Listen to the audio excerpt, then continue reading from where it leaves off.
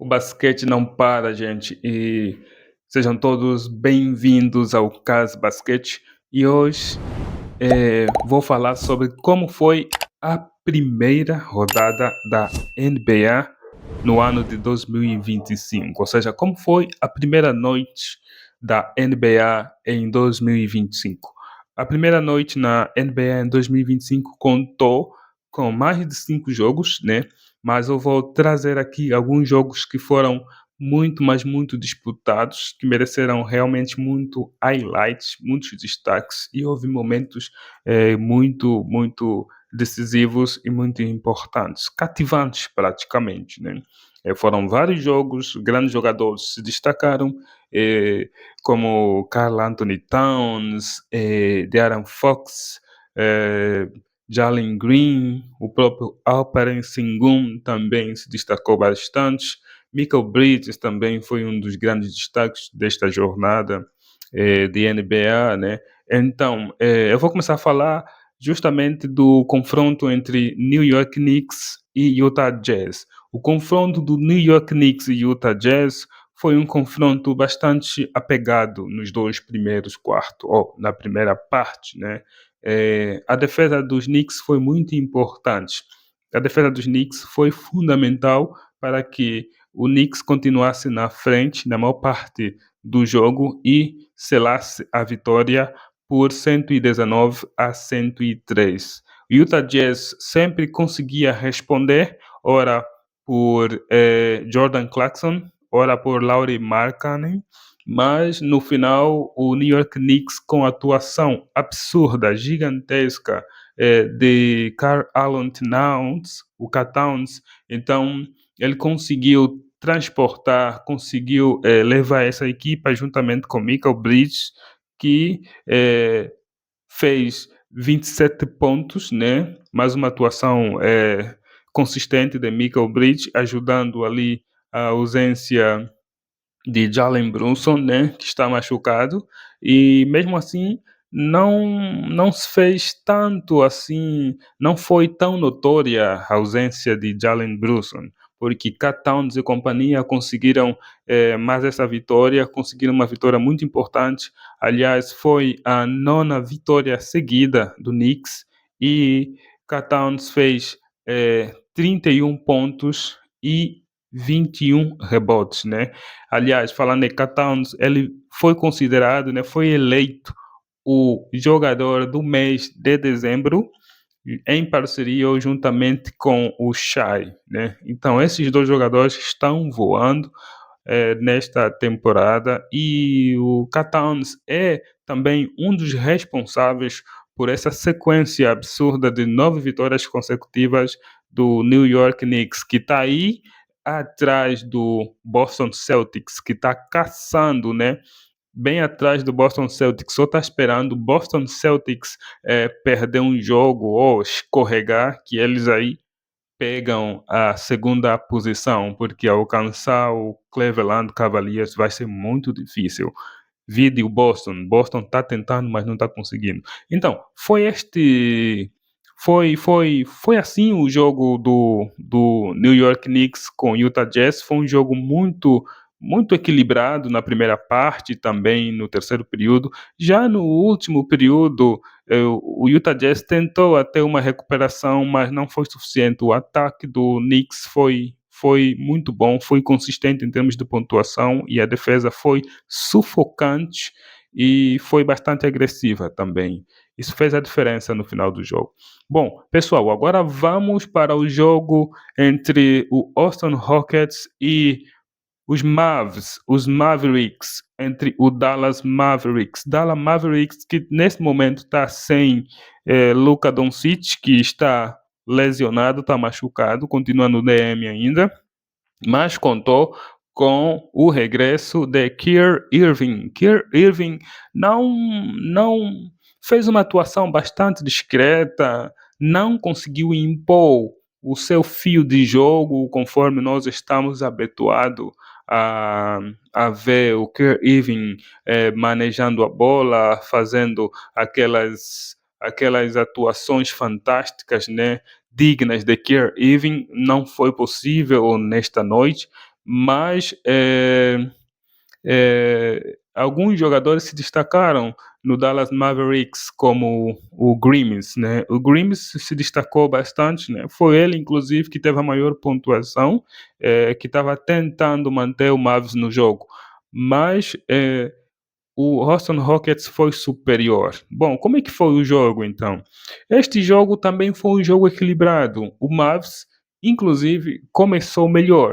No primeiro quarto começou melhor, né? Liderou o primeiro quarto, mas a partir do segundo quarto, terceiro e último quarto, não conseguiu acompanhar o desenvolvimento do Houston Rockets. Por quê?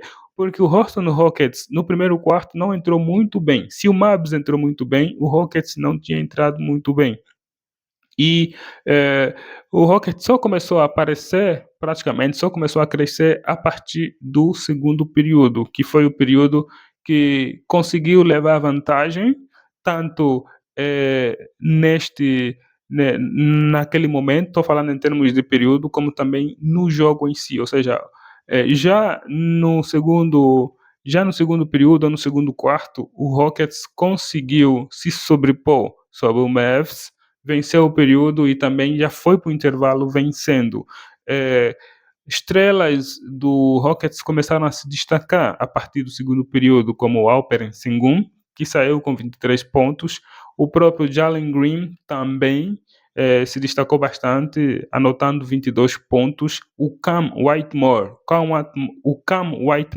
aquele jogador que foi draftado recentemente, né, da turma de 2023, 2024, na qual o Lakers deixou passar, e outras equipes também deixaram passar porque alegando que é um jogador propenso a lesões, mas está ali fazendo uma temporada, não diria boa, mas razoável para um jogador de sua segunda temporada ou segundo ano de NBA. Também contribuiu bastante, né?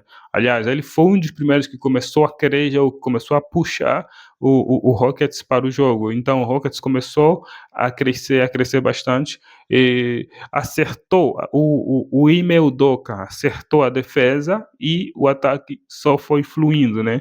E, e no lado do Mavs tem um destaque negativo, foi o Max Kleber. Max Kleber estava numa das suas piores noites de NBA, cometendo faltas atrás de faltas, e foram faltas bobas praticamente.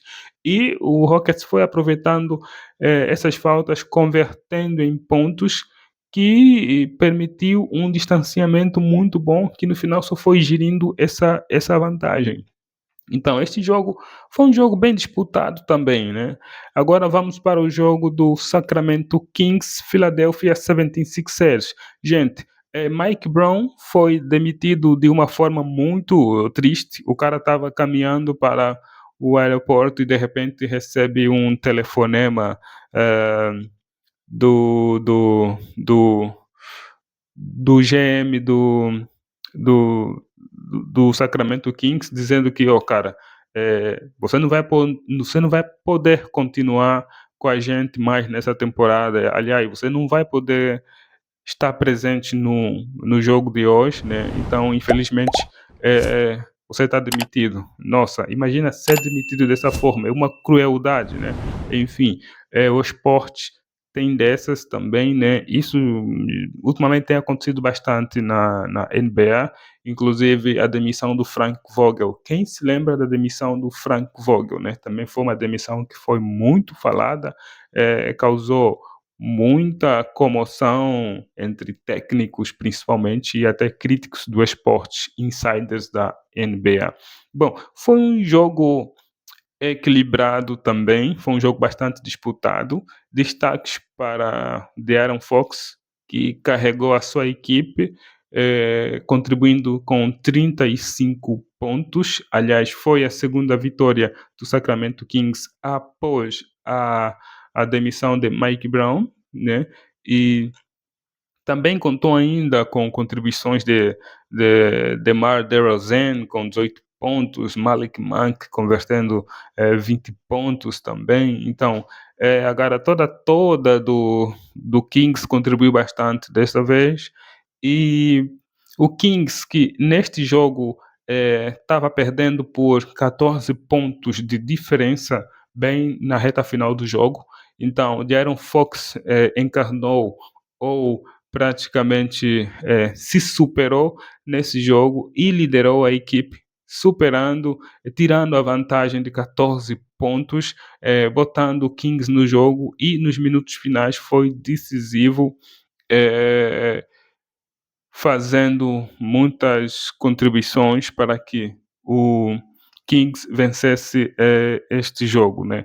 Do lado do 76ers, do Philadelphia, destaques para o Paul George que fez uma pontuação muito boa também no jogo, mas ainda assim não foi suficiente para evitar a derrota. Uma derrota que eu considero boba, por quê?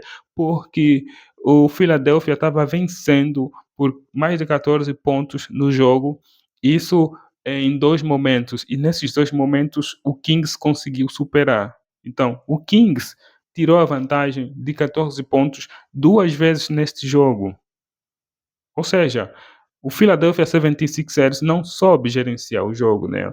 Uma equipe que contém jogadores de grandes níveis como Tyrese Maxey, o próprio Paul George e ainda tem o Joel Embiid. Não se pode dar-se o luxo de cometer esses erros, de apagar em alguns momentos do jogo 2 vezes perdendo a liderança, a vantagem de jogo de 14 pontos 2 vezes no jogo, enfim, né? É uma derrota boba praticamente, né? Parabéns para o Kings aí que conseguiu 2 vitórias consecutivas e está tentando se equilibrar aí na tabela da Conferência Oeste. Bom, agora vamos para o jogo do Nuggets com o Atlanta Hawks. O jogo do Nuggets com o Atlanta Hawks é um jogo na qual não tem muita história, ou seja, o Nuggets foi o Nuggets mesmo, né? Comandados por Nikola Jokic, que está se tornando normal para ele fazer triplo-duplos atrás de triplo-duplos. O cara fez mais um triplo-duplo em menos de 30 minutos. Isso mesmo, mais um triplo-duplo em menos de 30 minutos. Ele que detém o recorde de um jogador a fazer triplo-duplos em curto tempo, né? Ou seja, é o jogador que detém o recorde, ou seja, é o jogador que fez um triplo-duplo em menos tempo de jogo na NBA. Ele que detém esse recorde e está se tornando normal, está se tornando rotineiro ele fazer triplo-duplos atrás de triplo-duplos, né? É o normal agora é o novo normal para o Nikola Jokic, né? Ele comandou a equipe juntamente com o Russell Westbrook. Aliás, neste jogo, 7 jogadores do Denver Nuggets conseguiram alcançar a casa de 2 dígitos, né, em termos de pontuação. E isso levou o Nuggets a vencer o jogo por 139-120. Foi um jogo no qual o Nuggets sempre esteve na frente, né?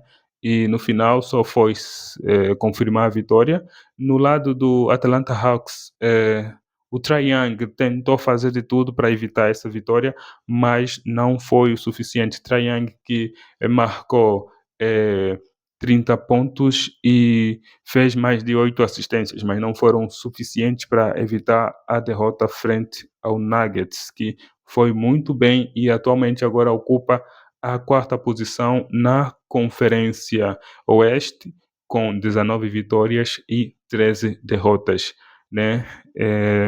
Tá aí tentando subir mais na tabela. Começou muito mal esta temporada, mas já está se recuperando, né? É isso aí, o Nuggets está subindo, gente. Então, as equipes que estão lá na frente, como o OKC, que não sei que ainda se será alcançável, tem ainda o Houston Rockets e o Memphis Grizzlies. Talvez o Memphis Grizzlies, né, que com a ausência de Jamoran que vai ficar um bom tempo ausente devido à lesão, quem sabe, né? Mas o Denver está indo muito bem até agora na temporada, considerando que começou muito mal, né, porque se for considerando com a temporada passada, não está muito bem. Ok, então, tem ainda outro jogo de destaque que foi o jogo do Detroit Pistons contra o Orlando Magic. Detroit Pistons que neste jogo perdeu Jaden Ivey. Jaden Ivey saiu de maca no jogo, né?